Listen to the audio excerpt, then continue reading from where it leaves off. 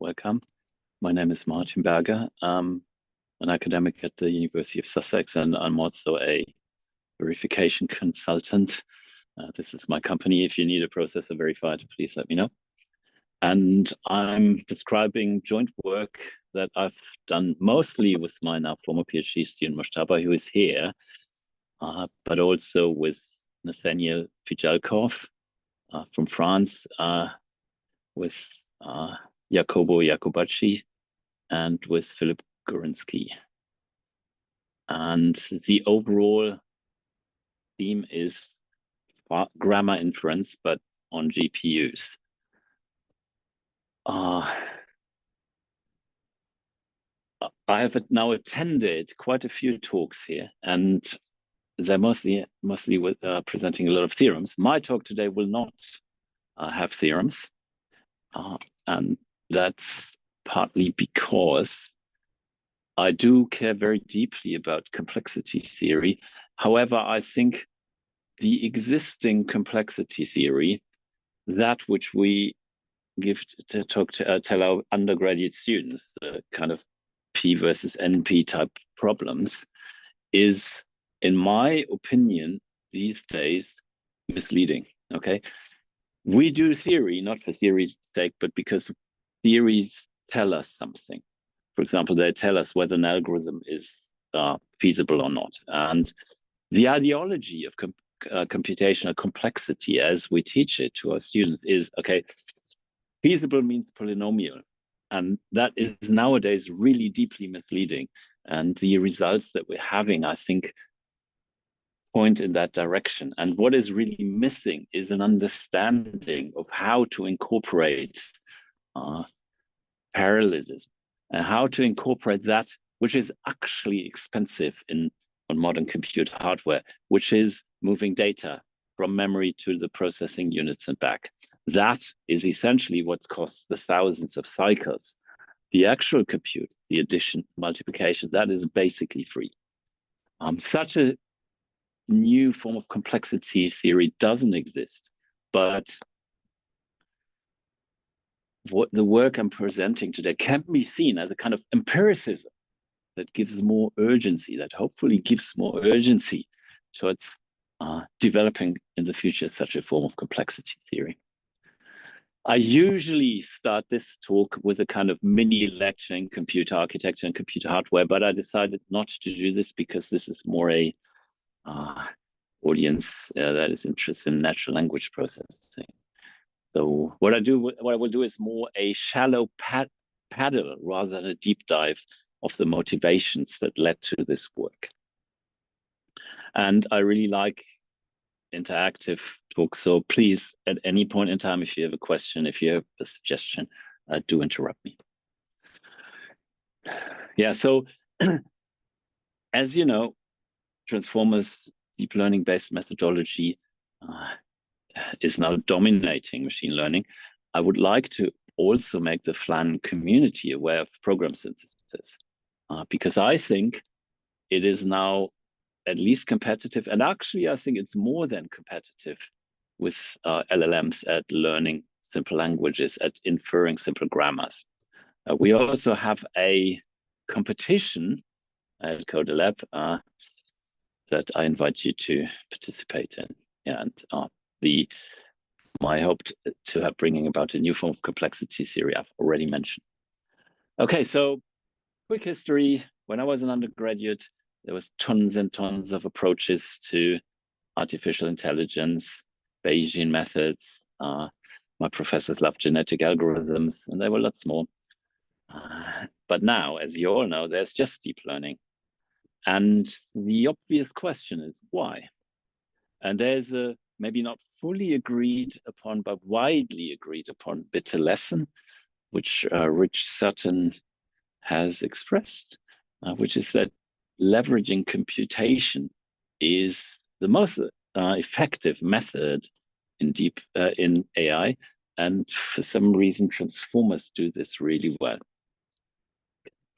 And you probably know that the breakthrough paper here was the ImageNet paper, which not for the first time but maybe for the second time, managed to implement backpropagation on GPUs. And interestingly, the first two authors, the student authors, had just finished in the previous semester a course in, I think, the electrical engineering department on GPU programming, which was co-authored by the then chief CTO of NVIDIA's. And so they took that course, that hardware-oriented course, and I think went to Jeff Hinton and said, oh, this backprop stuff, we can accelerate it on GPUs. And the rest is history. And I want to, in some sense, repeat history, but for symbolic AI, make it run fast on GPUs. Okay, so let's go back to the bitter lesson. So what Rich Sutton actually says is that the ultimate reason of the bitter lesson is Moore's law, which Moore's law essentially says every year we double the number of transistors, that sort of thing. Okay. But wait a minute. I apologize, by the way, for the terrible stable diffusion graphics. I think this is the last one that I show you. There's nothing in Moore's law that says these transistors, the doubling transistor numbers that you get every year, you can only use for deep learning. In theory, they should work just as well for Prolog or Bayesian theorems. So that raises the question: okay, why is the bitter? Why can't we accelerate other methods on GPUs? And so in 2022, when Mushtaba and I looked at this in earnest, there was no GPU acceleration on any other machine learning techniques, or at least we thought there was none. I think we have since discovered one or two papers that already did this. Yeah, so then the question is, okay, there's an open problem, I think. So we were really startled by this lack of any attempt to accelerate on GPUs anything other than neural networks. So let's do this. There's, of course, an explanation why deep learning is especially GPU friendly, and it's called the hardware lottery. Deep learning is said to have won the lottery. Okay, the matrix multiplication that is essentially deep learning training and inference is just happens to be very suitable for GPUs, and that is an accident.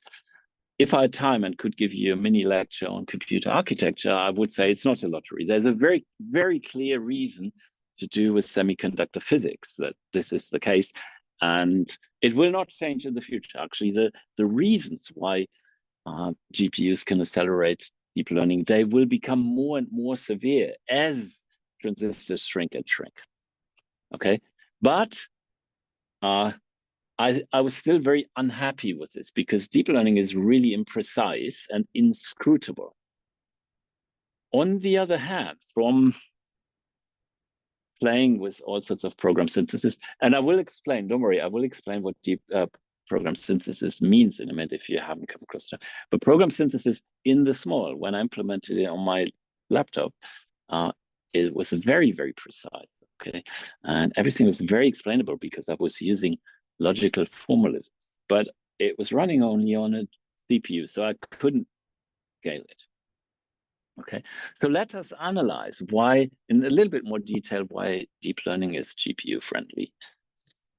Okay, I can tell you already that if you want just one thing out of this entire talk, the thing that you should remember in a year, in terms of algorithms on a GPU, dumb but fast always beats smart but slow. Okay, so this suits me a great deal because I'm also very dumb. I can only implement very dumb algorithms. And so maybe that is why I'm drawn to GPUs. But let me explain this in more detail. But before that, yeah, so you will see that one of the reasons why a lot of people don't really dare moving to GPUs is that GPU programming is really, really much harder than CPU programming. And I'll come back to why in a second. Okay, so what makes a program GPU friendly? So NVIDIA, AMD, Intel, they will sell you what is called GPGPU, general purpose GPU. So you can run any, so these machines are Turing complete. So you can, in principle, run any program on a GPU, but normal programs will just be very, very slow on them. And even today, most of the logic-based formalisms like SAT solvers, SMT solvers, and even compilers generally only run really, really slowly on GPUs. So in order to make a program run fast on a GPU, you need to program in a very specific way. So let us analyze very briefly what makes a program GPU friendly. And that's predictable data movement. So it means that the processor can, as it were, anticipate what data to move from memory to the processing core and back in advance. What we should also, and this is almost the same, we should avoid data-dependent branching. So you shouldn't have if then else basically in your code. And this this really makes programming hard. And this may be a bit trivial. You should have lots and lots and lots of parallelism. And here I'm talking about not maybe 2 or 3 or 5 threads. I'm talking about maybe millions of things, billions of things that at least conceptually should be runnable in parallel, sorry. There's one thing that is very expensive if you have multiple threads, or whatever you call them, warps, synchronization between, communication between these parallel executing elements. That is very, very expensive. And there's a law, Amdahl's law, that really also gives quantitative bounds on the relationship between achievable performance and the amount of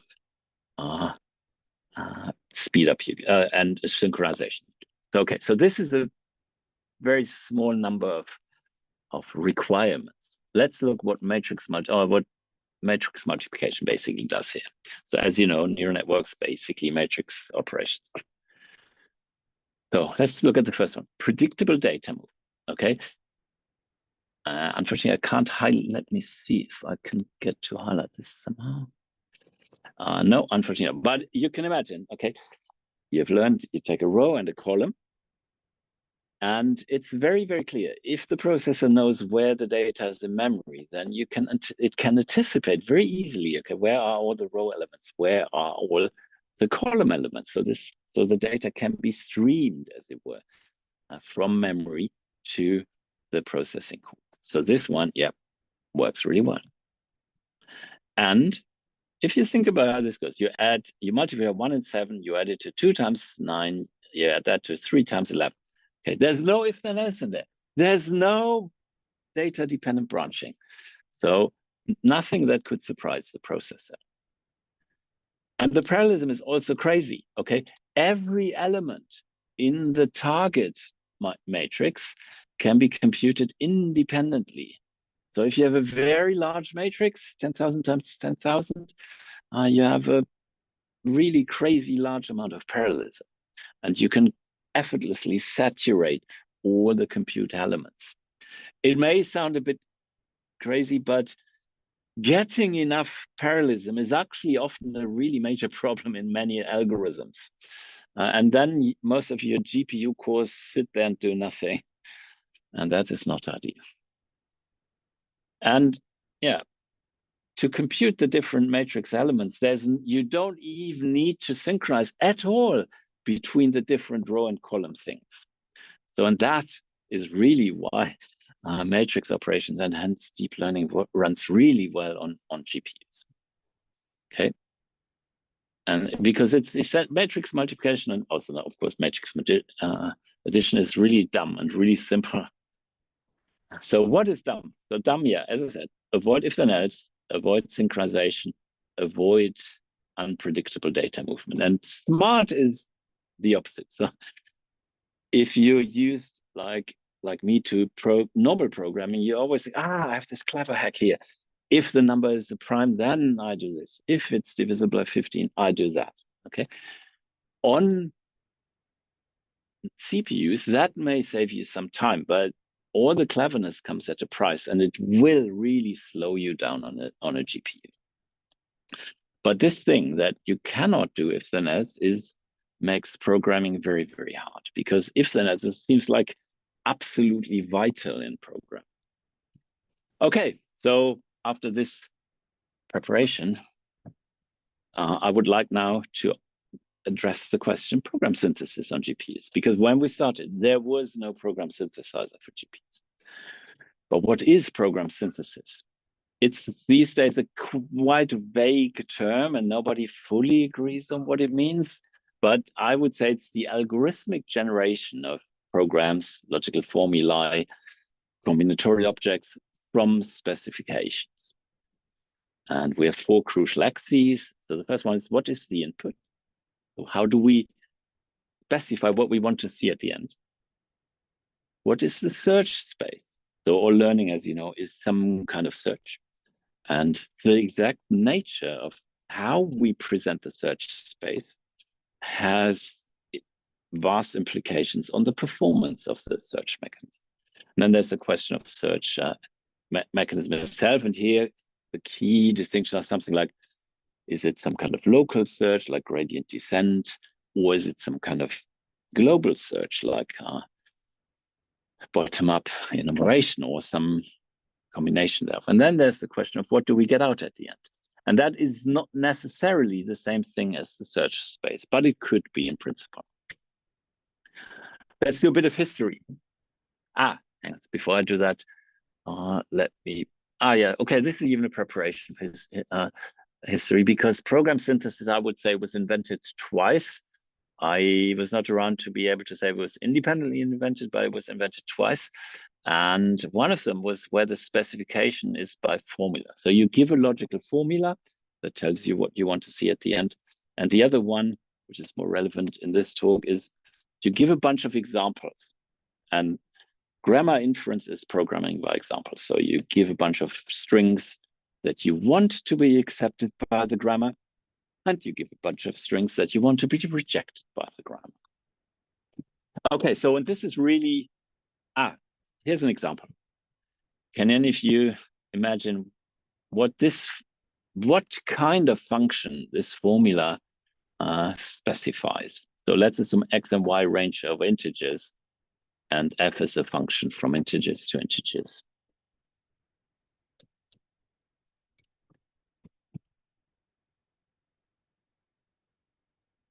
Don't be shy.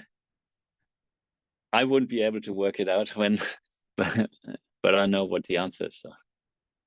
The square? Yes, exactly. So this defines the square function on integers. You can obviously also define this by example. For example, 42, 121, 11. Let's do something by example. So here's, we want to output regular expressions, here a bunch of positive strings, here a bunch of negative strings. Now, I imagine coming up with regular expressions on the fly is a bit hard. So here are two examples. Here's one that simply gives you the union of all the positive ones. And here's one that I think is the minimal regular expression that satisfies all these constraints. And this already is a bit, so it has some beauty, because it is in fact the only one, I think, that satisfies all the positive examples, but nothing else.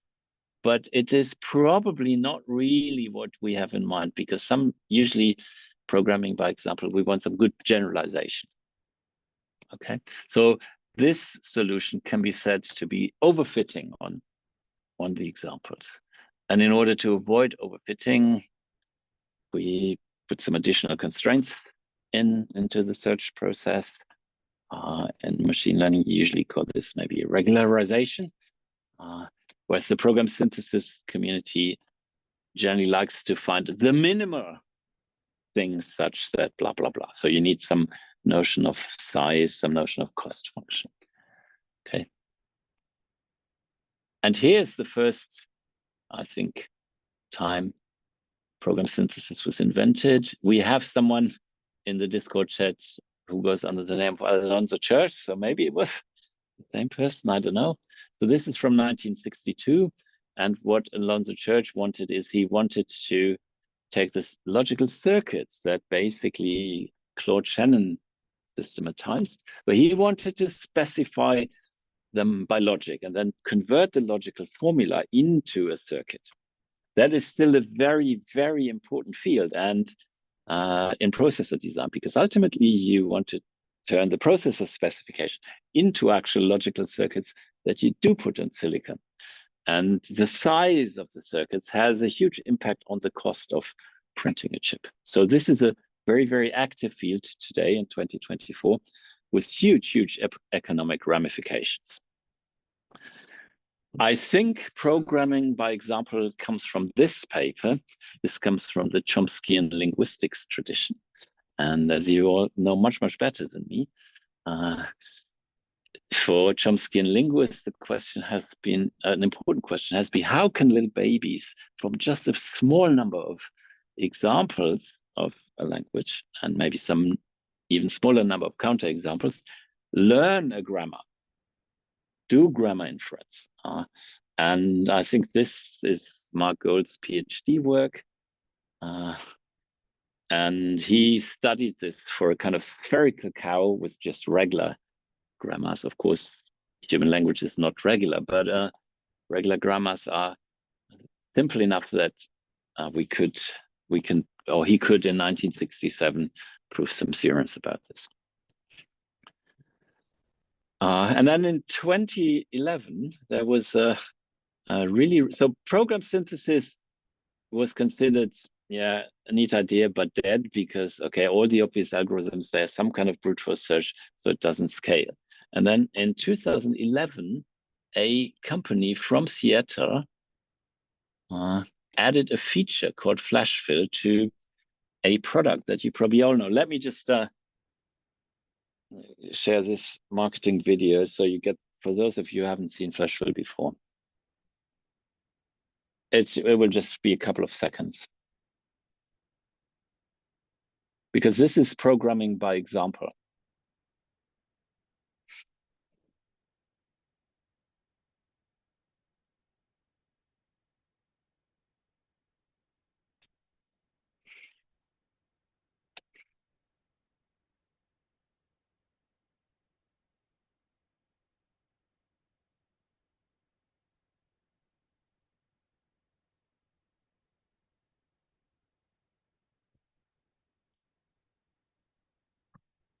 Okay, enough of this. I think you get the idea. Let me just get rid of this window now.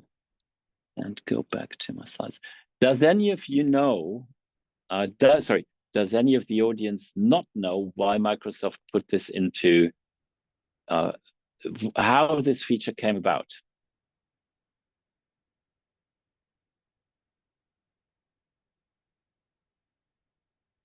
Okay, so everybody knows. So this is the paper, Poplar 2011. And it came about, so this guy did his PhD, I think in Berkeley, on program synthesis. Then he joined Microsoft Excel's team and he was flying somewhere and he was sitting next to a lady. They got chatting and he said, I'm on the Excel team. And she said something like, oh, wouldn't it be nice if Excel had this feature that I just give a bunch of examples and it would automatically infer the rest. And then he thought, oh yeah, we could do this. He implemented this and put it in a product. Okay, and it works really, really well in simplistic settings. And I think the programming language world was a bit shocked because they are a bit snobbish about industry. So they suddenly were they had dismissed synthesis, and then suddenly a company makes this work. And if you look at the algorithm that is implemented, I think you see some of the stuff that Mushtaba and I are also using, but they hadn't realized, in particular, the certain closure operators, which I'll come back to later. They hadn't realized how important this is and that you can completely parallelize this. So Microsoft really missed a trick there. Anyway, so yeah, so this was what makes the program GPU friendly. So now let us do this for program synthesis. Okay. And the reason why I think program synthesis is especially important is this. Okay. So it is a modern GPU may have thousands or tens of thousands of processing cores. And if you can feed all of them, if none of them is idle, you get some fairly major performance. Okay, and the dominant algorithm, the dumbest possible algorithm in program synthesis is generate and filter. So you have some piece of syntax. Typically, you have some exponential blow up in. And this is why I love exponential, because with exponential, you really have a lot of candidates. You generate all of them. And then for each candidate, you make a check. Okay, does this solve my problem? If yes, we're done. We have solved our synthesis task and we give it back to the user. If not, we reject it. Maybe we cache it for later use. But all of this generation is really parallel. It's embarrassingly parallel. So this is basically enumeration, or maybe from your undergraduate introduction to computability course. This is sometimes also called diagonalization or used in diagonalization. So nothing clever. And all I needed to get this started is a spherical cow, a really simple problem. I started thinking about this with full programming language synthesis, but that is too hard. So I wanted the simplest possible one, and that was regular expression inference. So and this is basically, I came back to this when I accidentally found Gold's paper that I showed you a couple of slides earlier. Okay, so regular expression inference is just programming by example with the output being regular expressions. So this is the input, 2 finite sets of strings, P for positive, and that should be accepted, and N for negative. And then we want a cost function. So I mentioned any, so I alluded to this, but in general, any set P and N, if it's non-intersecting, you have an infinite number of regular expressions that fits. So you want to find a minimal one. And this is, so the output a bit more precisely written down. So we want a regular expression that is precise, so accepts all strings in P and rejects all in N. And no regular expression with lesser cost is precise. The reason we used cost functions is that partly we wanted to make the problem harder for us. Secondly, and I may come back if I have time, cost functions correspond in some sense to search orders. So if the cost function is a parameter, we can experiment with search orders. But that's just a side remark. You don't really have to care about cost functions in this talk. You can just think, let's say, the size of the regular expression as a string, or number of constructors or something like that. Another really good thing about regular expression inference is that it's a very old problem. I've already mentioned the 1967 paper, and arguably this is unsolved for deep learning. I do not believe there's currently a deep learning system that can give us precise and minimal regular expressions. If you know of one, please let me know, because I want to read this paper and reproduce the results. Moreover, regular expressions are really heavily used, for example, in firewalls and in security intrusion detection systems. And here, they are considered embarrassingly sequential. So in a firewall, in intrusion detection, you do not synthesize regular expressions, but you have fixed regular expressions, and then you take a stream of data and say, yes, no, this connection can connect, this one is rejected. But a finite state automaton evaluation is in some sense very sequential. And that is a big problem. So NVIDIA, for example, buys startups in this space. For me of interest is also the fact that the standard asymptotic complexity is well understood. It is NP-hard, and it's even NP-hard to approximate. But this would be misleading if you thought, oh, this means you should not do it in practice, because I think in practice it works quite well. Just to nail down terminology, you of course all know regular expressions. The standard definition looks like this. Each regular expression has a language. We have the usual abbreviations. And we've also implemented some additional operations: negation, complement, intersection. Okay. And so a cost function is just the map from regular expressions to the so natural numbers. We are looking at a very specific class of cost functions called cost homomorphisms. And you can imagine what that means. So if you have the cost of, let's say, sequential composition, you take the cost of the left hand and the right hand side, and you add a constant. Okay, and that lets us, for example, just by parameter changing the constants, restrict to certain subsets. So if we set the cost of clean star to infinity, then we get star-free expressions and that sort of thing. Okay. It is, if you think about this for a second, a cost function really nails down a threshold and vice versa. So you could have very crazy and very sophisticated cost functions, but then implementing them on a CPU or even so on a GPU becomes a real problem. So this is a very, very simple one, which is trivial to implement. And the algorithm we look at is really, really the trivial one. We simply bottom-up enumerate by increasing cost and check if each new, let's say, regular expressions, I will refine this in a second, meets the constraints, P and N. Okay.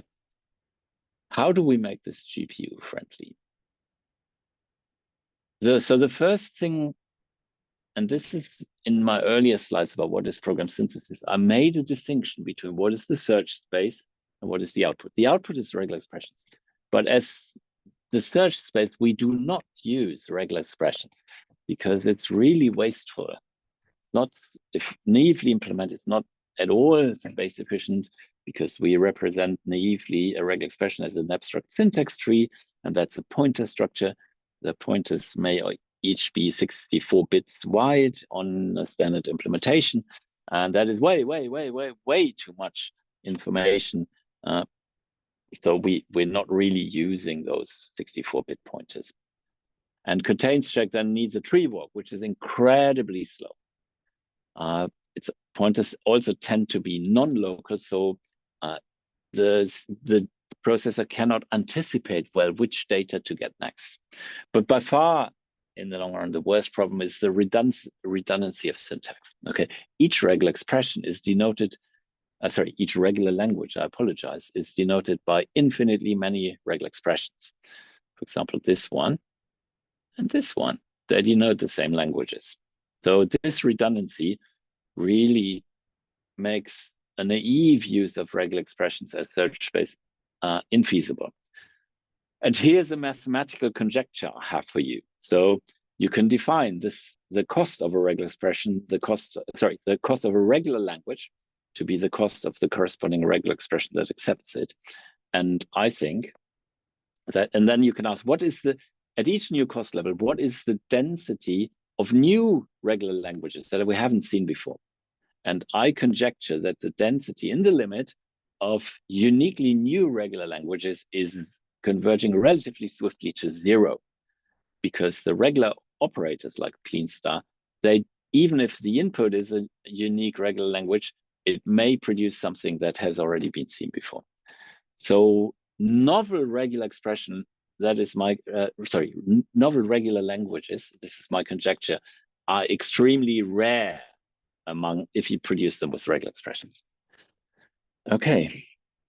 So what we instead do is the obvious, which is re-represent regular expressions by their languages. Okay, a language is just a subset of the alphabet star, and you think subset, but a much better way to represent this subset is as a characteristic sequence, so which is just a function from the alphabet star to the Booleans. Okay. And for those of you like algebra, that's a semi-ring is also a Boolean. So, sorry, bool is a semi-ring and a Boolean algebra. And it turns out that these characteristic sequences also form a Boolean, a semi-ring. This, I think, is quite important. But I won't dwell on this because the algorithm can be completely understood without this. Okay. Now, you can quotient regular expressions by their languages. Many regular expressions have the same language, so the same characteristic sequence.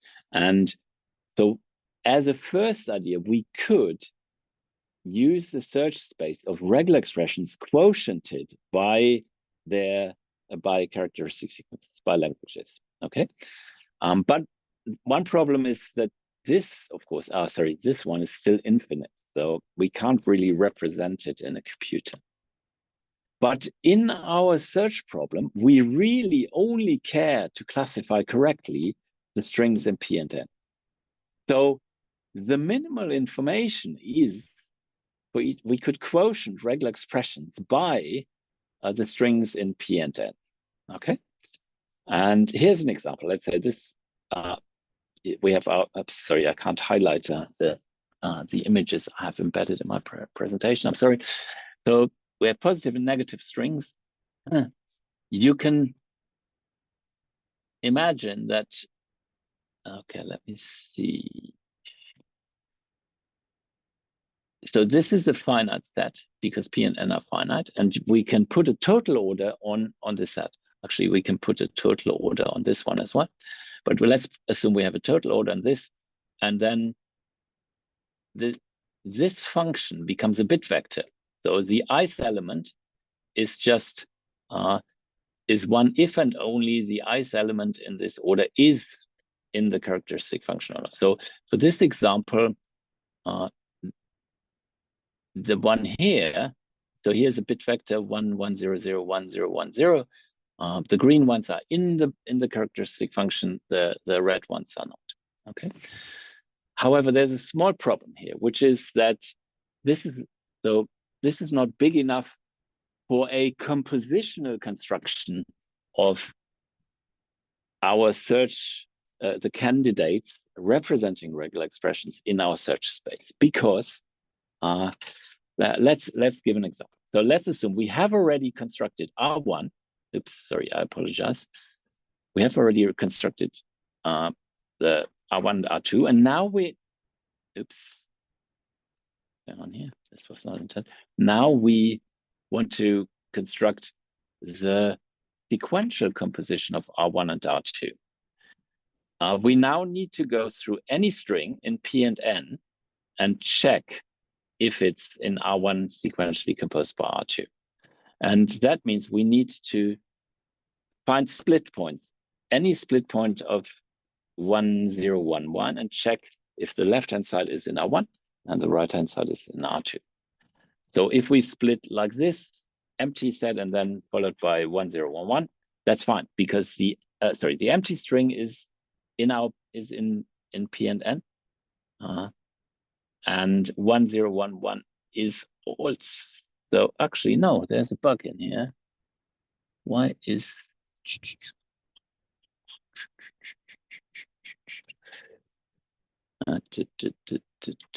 okay, I think there's a typo in these slides. But what I wanted to show you is the split, where you split the 1 0 1 1 string in the middle. Okay, we have 10 here, but we don't have 11 here. So we can, because it's neither in P nor in N, so we cannot split this. And in order to overcome this problem, we take a closure. And we take what we call infix closure, but you can also call it the substring closure. So we take the union of P and N and then close it under all substrings in P and N. And we denote this as the infix closure. Okay, and this is then our search space. Mathematically, we quotient regular expressions by this infix closure. And because this is just, once again, a finite set of strings, we can totally order the element in the infix closure and then have a bit vector where the ith element in the bit vector represents whether the string is in our language or not. So we call this characteristic sequence. And that is the search space. And some variant of that, if I have time, I will also, but we will use in our linear temporal logic inference. So here's a more bigger example. Here's the positive set, here's the negative set, and then the infix closure is this big set of strings. And here is an example of a characteristic sequence. So a language over this infix closure. And 1 means the string is in the infix closure, and 0 means it's not in there. And that is our search space. And so the important thing is that this term means every element in our search space is a sequence of bits. The sequence of bits is linear and depending on the size may correspond exactly to integers or a bunch of integers. And that is something the processor can do a linear scan, like in matrix multiplication. And if we stack multiple of these bit vectors, we have an integer, we have a matrix. And that is now something that process can go really, really, really fast, okay? Because it's a linear scan, it's completely predictable. Note that the P and N set, and hence the infix closure, are known at the start of the learning process, and they don't change. So that makes everything incredibly predictable. Okay, it turns out for the mathematically inclined that the characteristic sequences over the infix closure form a star semi-ring. And I think these star semi-rings are a very nice abstract API for highly parallel regular expression synthesis and for similar synthesis tasks. And here's the main function of the synthesis algorithm. And this, once again, is just trivia. We simply start at the cost level. We then go through all the outermost operators, star, clean star, concatenation, union, if we have negation, intersection, question mark, if we have it. With each of those operators, we have a cost associated. We deduct that cost from the available cost budget, and then we allocate. So let's say it's a binary operation like union, and we have a left-hand side, a right-hand side.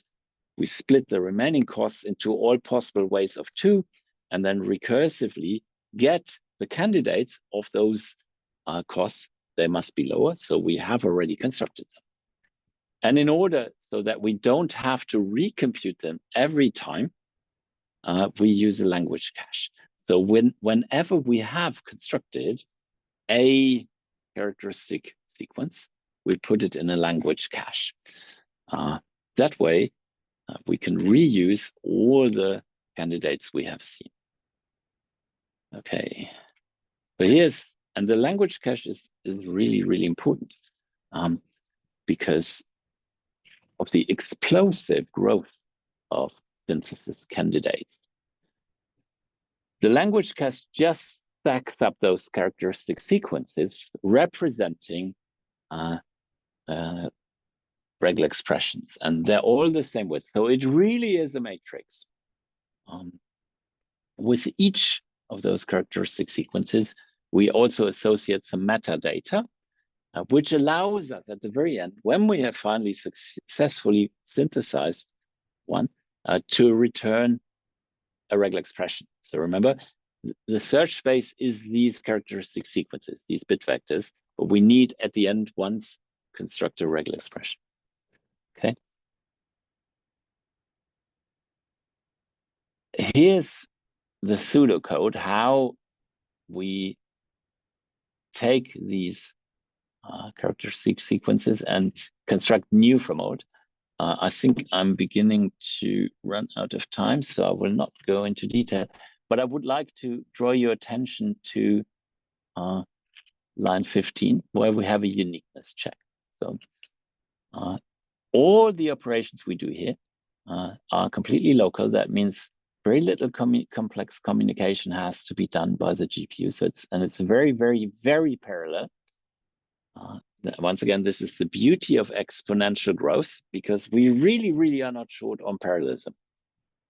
The only problematic and global operation, which can be seen as a form of synchronization, is this uniqueness check. Why do we need a uniqueness check?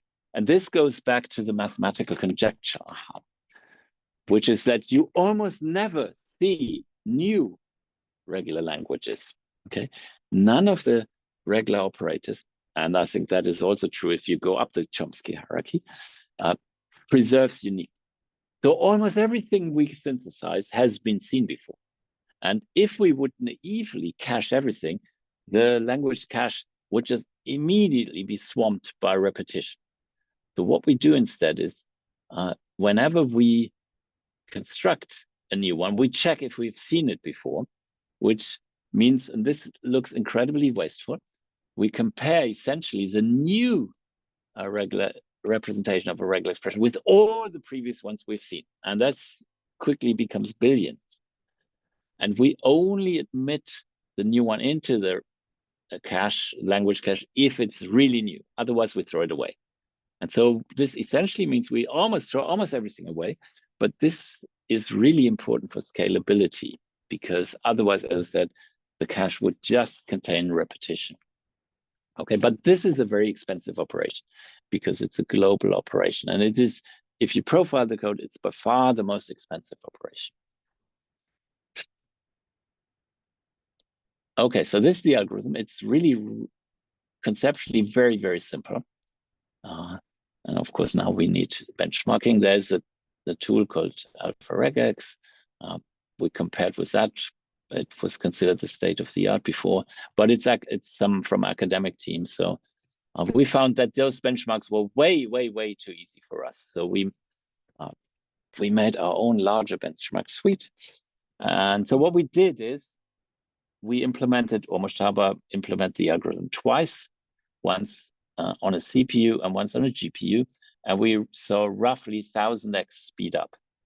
Okay, so I've asked Mashtaba for a 10x speed up, but he delivered a 1000x speed up. So really well done. If you want a GPU genius, talk to him. On the very right-hand side, you see the number of regular expressions that we do consider. So it's a really, really large number. And we really get optimal results here. So these are guaranteed to be minimal. I really don't see any way that transformers are currently up to doing that. We've also compared it with the state-of-the-art tool, and actually even the minimality claims are up, but let's ignore this. Paper is online, code is online. Please reproduce it. We're very happy to chat with you. And as I said, we conjecture that these kinds of problems are, and in particular, the optimality problem is difficult for transformer-based architectures.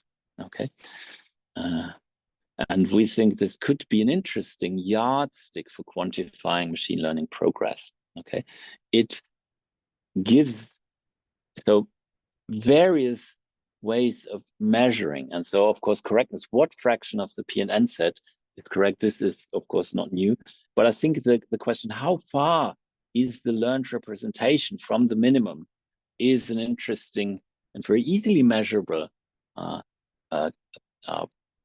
benchmark. By the way, none of the neural ones I've seen get 100% correctness. And I have another conjecture, which is that, actually, let me show you the paper, because we made an experiment here. Come on. Yeah. So we made a very small experiment. We had an allowed error. So this is also called noisy learning. And here you see 5, 10, 15, 20%. And here you see the number of regular expressions that we have to check before we find a minimal solution within the allowed error bound. And this, to me, just like the cost, looks like an exponential dependency. So, and that to me, of course, someone would have to prove it. I haven't proven this, but this is a conjecture. And so that means if you even just allow a 10% error, let alone 20% error, you're making the synthesis task way, way, way easier. Okay, there's a benchmark. We have a paper. It's to appear at ISHCAI. Okay. Yeah, so oops, where is it? There's a challenge side. Please participate in the challenge. You can train your transformer with just a few lines of Python. We're interested in comparison. So maybe transformers beat us. If you have a transformer-based architecture who does as good as our GPU algorithm, I change my research subject. Okay, coming back to, but there's a pressing problem. Okay, even though we have, I think, comprehensively beaten the state of the art, still the exponential blow up in synthesis candidates, despite quotienting by the infix closure of the PNN sets, still hits the scaling limit earlier than I wish to admit. Okay. And I would like to use a lot more strings, a lot longer strings, and bigger alphabets. In particular, in the longish term, I want to work with genomic data. And there we have string length millions. Okay? And so the obvious way to scale is to use some kind of divide and conquer, because the algorithm so far definitely doesn't do divide and conquer. So the obvious thing to do would be take PNN and split it, let's say, into P1, Pn1, P1, N2, recursively satisfy R1 and R2, and then somehow combine them. But I think it's kind of hopeless to do that if you restrict yourself to minimal solutions. Okay. However, in practice, you rarely need minimal. And in fact, I don't think it's possible. But often you just, if it's not too far away from minimal, it's still good enough. So can we do this? Yeah, so if we're willing to give up on minimality, we can do this. And then scalability becomes much more feasible. And we have investigated this. We have not done this with regular expressions directly, but rather with a subsystem of regular expression, which is linear temporal logic. And linear temporal logic is really, really important in verification of distributed systems, verification of processes. So I don't know how much time I have, but I would like to explain our approach to synthesis when we give up on minimality, because I think it's quite interesting. Lena, how much time do I have left? Well, we would usually wrap it up around now, but if people are interested, we can keep going. Is anyone interested in keeping going? Yes, please. Sure, yes. Okay. There we go. Okay. Okay. Why is this not opening? Yeah, there you go. Oh, wrong one. It's part 3. So I'm cutting and pasting between different ones, different talks that I've given.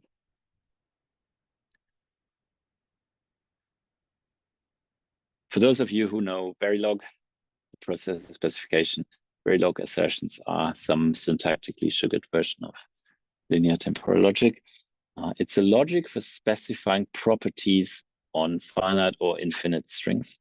So you can say, in the future, some property will hold, or at each point in time, some property holds, or for the next few steps, some property will hold, and then some other property will hold. Okay, it is really, really widely used. And there's lots and lots of work on learning LTL formulae. So a lot more than on learning irregular expressions for some reason. So here's a bunch of examples. There's the X for next formula, which says in the next time step, property 5 will hold. G stands for global, so globally at all time steps 5 will hold. F stands for future, which means at some unspecified point in the future, 5 will hold. And the one that makes the whole logic interesting is until. So what this means is there is a point in time. So you can split time into 2 parts. Before that point in time, phi always holds. And then at point t, psi holds. So this is a little bit like sequential composition in regular expressions. And you can show that this is a subsystem of regular expressions. The relationships are really well understood. So here's the formula syntax as a whole. For simplicity, we just assume atomic predicates. You also have the usual Boolean operators. Okay, you can do it over finite and infinite traces. And however, since we learn from examples are always finite. So we do this. And in fact, everybody in this world, in the LTL learning world, uses finite traces. Okay, let's forget about semantics, because I have already given you the intuitive semantics.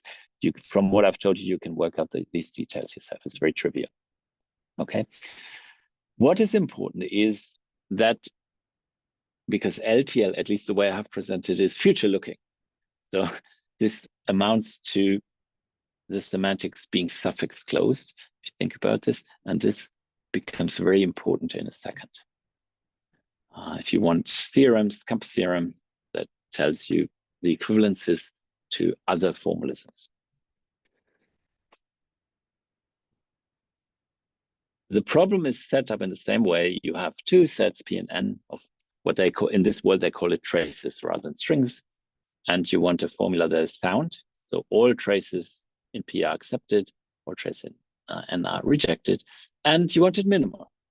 However, we will weaken minimality, because it's also known that LTL learning both precisely or up to epsilon I and PR. And what we do is, in order to scale, if we really stick to minimal, we will run into the same scaling problems. So we give up on minimality so we can do divide and conquer. And we do something very crazy, which is called relaxed uniqueness checks. Let me just give you a teaser. In the LTL synthesis, we have this language cache, and we only accepted in the language cache new representatives of regular expressions. So that had never been seen before. We relax this, but now what we do is we flip a coin. If we have a new synthesis candidate, we essentially, if we flip a coin, should we, let's say we do the uniqueness check, and then we decide, should it's unique, we may still not, if the coin goes heads, we still, even though it's unique, we still don't put it in the language cache. We only put it in language cache if it's tailed. So that means some synthesis candidates, which may be needed for a minimal solution or for a smaller solution, are no longer available, because the recursion always goes with respect to smaller elements of the language cache. If you think about it, this sounds crazy, and why on earth should this work? But it works really, really well. It reduces pressure on the language cache, because we can now fine-tune, by tweaking probabilities, how many good formula, unique formula we throw away, and how many we make available for future reuse. And I will give you some statistics about this later. We also come up with, I think, a novel implementation. So all the previous implementations of LTL semantics that we have seen were of n squared complexity, where n is the trace length. However, ours is with a bunch of caveats, log n. And I think that's quite a nice improvement. And it is the reason why our algorithm is really, really fast. Okay, so how is the implementation going? So this is roughly the divide and conquer. We look at a P and N, then we check if the problem is small enough.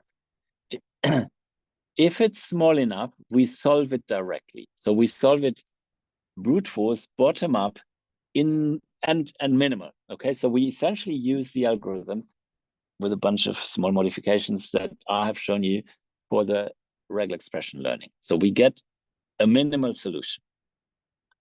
If, however, it's too big, we split it. We then recursively recombine the two solutions that were the solutions that we get.